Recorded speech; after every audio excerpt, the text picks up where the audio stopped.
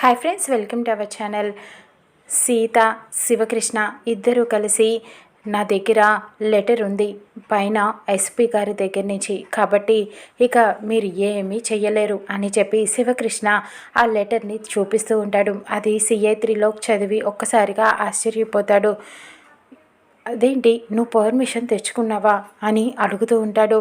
ఇక అప్పుడు మహాలక్ష్మి ఏం చేయాలి ఇప్పుడు, వీడి చేత ఆ ఫింగర్ ప్రింట్స్ ఇవ్వకుండా ఏం చేయాలి అని ఆలోచిస్తూనే ఉంటుంది మహాలక్ష్మి. ఇక అప్పుడు ఏమీ మాట్లాడలేకపోతుంది. సీత అంటుంది, ఇప్పటికైనా పర్మిషన్ ఇస్తాయరా సిఐ గారు అని అడుగుతూ ఉంటుంది. ఇక త్రిలోక్, ఇంకా మీరు చెప్పినట్టే వాళ్ళు వినాలి అని అనటంతో మహాలక్ష్మి మాత్రం ఆలోచిస్తూనే ఉంటుంది. ఇక గౌతమ్ అంటాడు, నేను ఫింగర్ ప్రింట్స్ ఇవ్వను అని చెప్పడంతో, ఇవ్వకపోతే నిన్ను స్టేషన్కి తీసుకువెళ్ళి కోటింగ్ ఇవ్వాల్సి వస్తుంది, వాళ్ళ పద్ధతిలో అడుగుతారు అని సీత అందరూ కూడా బెదిరిస్తూ ఉంటారు. ఇక అప్పుడు తప్పేదేమీ లేక గౌతమ్ సైలెంట్గా ఉండిపోతాడు.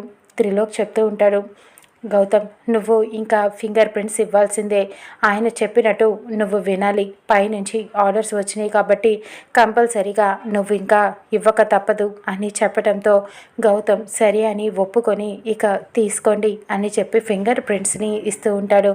సీత చాలా సంతోషపడుతూ ఉంటుంది. ఫింగర్ ప్రింట్స్ ఇచ్చిన తర్వాత మహాలక్ష్మి అంటుంది, ఇక ఫింగర్ ప్రింట్స్ ఆ గోల అయిపోయింది కదా, ఇక్కడి నుంచి నువ్వు మీ నాన్న దయచేయండి ఇంకా అని చెప్తూ ఉంటుంది.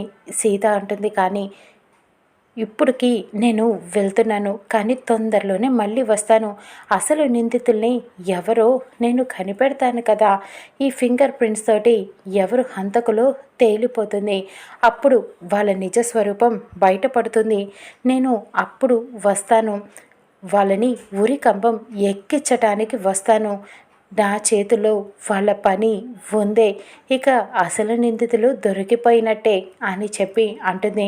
ఇక మహాలక్ష్మి టెన్షన్ పడిపోతూ ఉంటుంది. గౌతమ్ కూడా టెన్షన్ పడుతూ ఉంటాడు. ఇప్పుడు ఎలాగా అని చెప్పి ఇప్పుడు ఫింగర్ ప్రింట్స్ ఇచ్చేసింది కాబట్టి ఇక భయపడుతూ టెన్షన్ పడుతూనే ఉంటాడు.